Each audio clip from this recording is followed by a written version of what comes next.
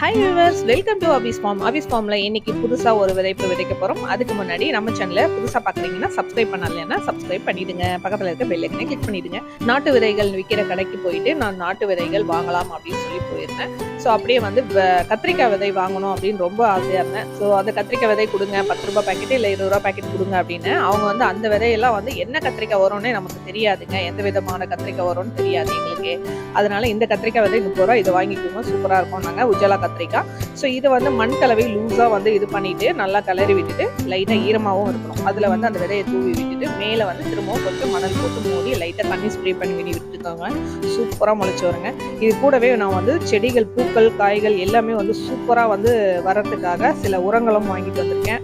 நான் உங்களுக்கு அதை நெக்ஸ்ட் vlogல காமிக்கிறேன். கார்டன்ல இன்ட்ரெஸ்ட் இருக்கிறவங்க நம்மளுடைய சேனலை தொடர்ந்து பார்த்துட்டே இருங்க. நியூ அப்டேட் வந்துகிட்டே இருக்கும். ஸோ உங்களுக்கு நிறைய டிப்ஸுகளும் வந்து ஷேர் பண்ணுவேன். இப்போ பாருங்க, 1 வீக்ல சூப்பரா வந்து துளுத்து வந்துருச்சு. செடி நல்லாவே இருக்கு. ஆன்லைன்ல ஆர்டர் பண்ணி வாங்கி இருந்த கத்திரிக்காய் நாத்து விதை வந்து நான் தரையில போட்டிருந்தேன். அது வந்து ஒரு 1 மந்த் ஆயிடுச்சு. ஸோ இந்த ஸ்டேஜ் வரவே கார்டனிங் டிப்ஸ் வேணுன்றவங்க கமெண்ட்ல சொல்லுங்க, நான் கண்டிப்பா ஷேர் பண்றேன்.